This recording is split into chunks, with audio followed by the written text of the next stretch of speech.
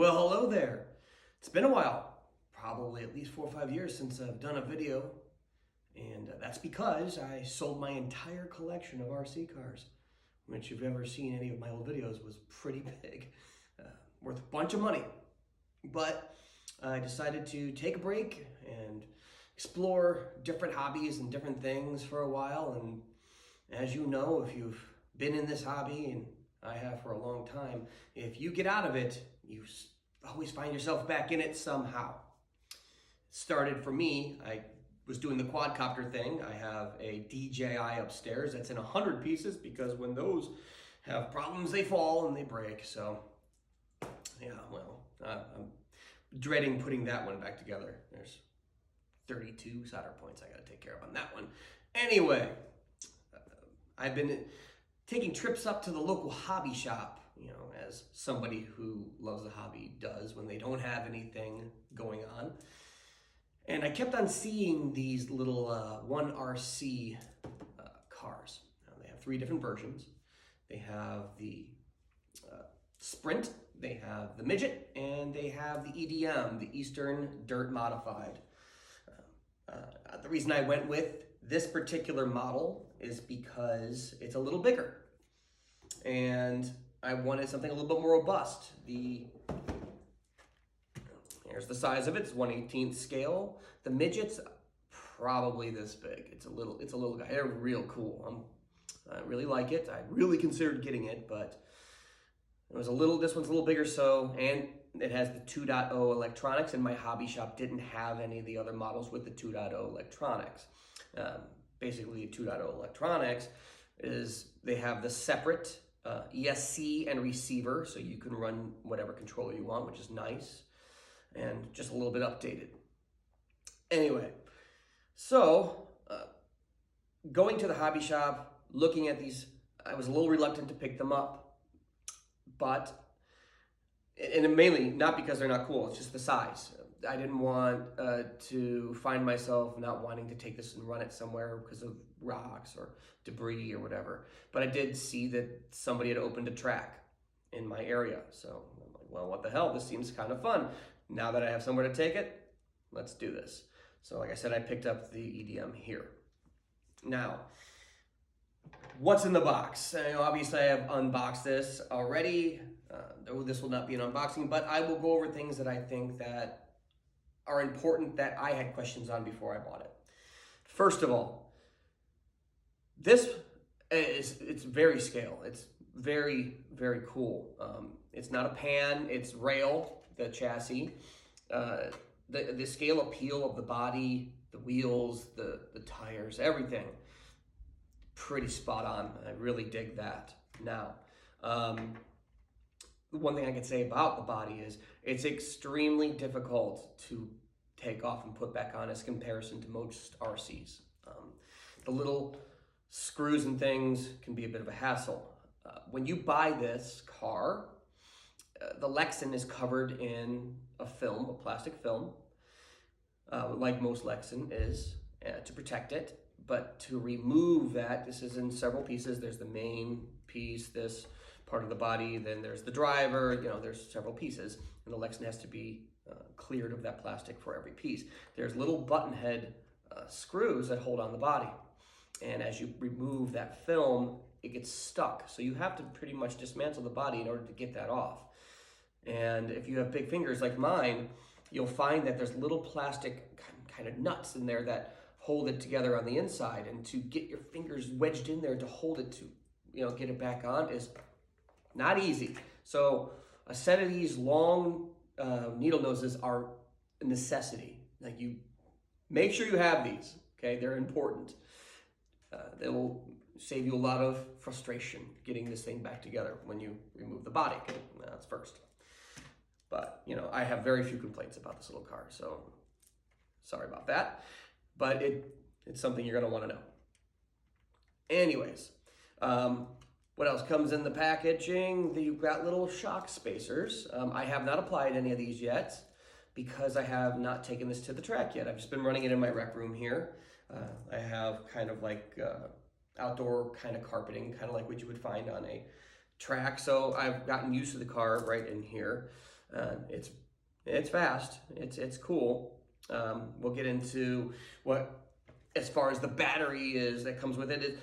It's a little 5-cell, 230 milliamp hour nickel metal hydrate. Now, kudos to them for setting you up with a battery. It's not going to give you a ton of run time or a ton of power, but it definitely gets the job done. 1RC offers a higher milliamp hour battery as well in the nickel metal hydrate, and give you a little bit more runtime, inexpensive, and it does come with the little plug-in charger for the nickel metal hydrate. It comes also with your typical nut driver tool and your Allen key. But to make my life a little easier and to do a little better, I went ahead and picked up this Lennox tool set, and this is from Lowe's. It was, I don't know, under $10. With all the bits that come with it, and including the handle, it'll dismantle and put together this entire car. And you have a handle, and it has a ratchet, so it makes things a little easier. And the cool thing is, the driver without a bit actually fits the nuts on the wheels. So you pretty much have everything you need in one container. So that's nice. Okay, so the controller, like I said, this is the 2.0 electronics. The controller is actually pretty nice. Has some weight to it, has all the adjustments you'd ever want for a little guy like this. And it's responsive, and it comes with the AA batteries, and they're decent. A lot of times with RTRs, you pop the batteries in, 5 minutes later, you put new batteries in. So far, these have been pretty good. So that's not a bad thing at all. Speaking of batteries, I am a fan of lipos. So I prefer to run them. You get a little bit more power, a little bit more runtime. Now, the good thing is, the track that I'll be running at is going to allows lipos, and you can pick up these little Charisma 7.4 volt, 350 milliamp 2-cell batteries, okay, which obviously has more power, more runtime, or you can pick up these Nanotech 300 milliamp 2S batteries. And the good thing is, these little lipos, I think the Charisma ones are about $9 a piece. And I think these Nanotechs are like $7. And you can pick up a set of 3 of these on eBay for, I think, maybe $23, $24 shipped. So that's not a bad price. And if you've ever raced RC, you know you have to have a good few batteries. I have 6. And if you are doing 1/10 scale, just in batteries alone, you'll have hundreds of dollars. The charger for one of these little guys, you can pick up a nice little balanced 2-cell charger for about $10. I mean, you can use a much nicer one, but if you're on a budget, you can go on eBay, pick up a little 2-cell charger that conditions and all that for about $10. You pick up a few of those, you could charge simultaneously, no problem. So that's nice. I do have a little lipo alarm so I can check the cells and the voltages to make sure everything's copacetic with the batteries. To my knowledge, the ESC does not have a lipo cutoff. So you will have to time these things to make sure that things don't get a little sketchy with the batteries. Lipos can be a little volatile when it comes down to the voltage. But, if you're careful and you start to learn, the runtime and things, you can be pretty good with it. So not a bad thing to have for one of for testing, $3 eBay. So lipo cutoff alarm, not a bad thing. Now you could always mount one of these to the car, plug the battery into it so it sets an alarm, but I'm not going to do that. It's half the size of the car. All right, so the car. Now, like I said, scale appeal, there's tons. The bumper, the rails, they're all metal, which I like. I'm going to come around. The little Hoosier tires are great touch, and it has full ball bearings. It has a brushless motor, comes with a responsive little servo. It is a solid axle, it seems. It does not have a differential of any sort, but you really wouldn't need that for a car like this, I guess. You know, the tires are these are the hard tires, I guess. I think that they come with the harder compound tires out of the box, but they're definitely sticky enough that they work well, even, you know, with the little bit of tile and carpet I've been running these on. You have your little headers, you have, you know, with your exhausts. The chassis is not tub, it's rail, so you've got a real nice scale appeal with that. And it has a little fuel cell back here that really doesn't serve a purpose. However, you could totally put some weight back there or something, so I guess it could serve a purpose if you'd like. Also, let's see, here's your battery tray. Not big, and you know, that's the thing. If you're gonna run lipos, like I said, I've kind of done the trial and error. These fit a little bit more snug, the Charismas, but they fit just fine. You can get them in there, they fit good. But the Nanotechs, they fit perfectly. They fit no problem. On-off switch here. It has little friction shocks. But, you know, for the weight of the car and the size of the car, they'll do the job. And like I said, it comes with little shock spacers.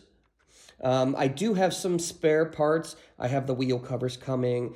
I have some other things coming. Just, you know, the parts are so inexpensive. You know, this whole RTR, you know, was $200, brushless. And how often can you come across a brushless RTR for 200 bucks? It's almost impossible. The Midget is a little cheaper. The Sprint is also $200 for the 2.0. You know, and like I said, I'm taking this to the track tomorrow, which is Saturday races. And depending on how that goes and how I like it, I may pick up the other versions. So far, I'm impressed. I'm impressed by these little cars. I think they've done a fantastic job. They include sticker sheets that you can personalize the cars very nicely. And if you research it, you can look up entire wraps. They're $30. You could find pretty much anything that make these cars look absolutely fantastic. So what's not to like? Getting back into the hobby for a couple $100, you know, it's definitely a good thing. Now, one of the good things also is if you've ever raced, you know that you're lugging in boxes, chargers, batteries, cars. You pull a cart basically, or take several trips to get in. You can fit your controller, your car, your batteries, your tools, your chargers, all in a box this size with room to spare. So that's also nice. So I guess in conclusion, if you have any questions that I didn't cover, please feel free to ask in the comments. It's good to be back. I would like to hopefully see some new faces and people that I haven't spoken to here on YouTube in quite a long time. Thanks for watching. Hopefully it wasn't too long-winded. And if you have, like I said, comments, questions, anything, feel free.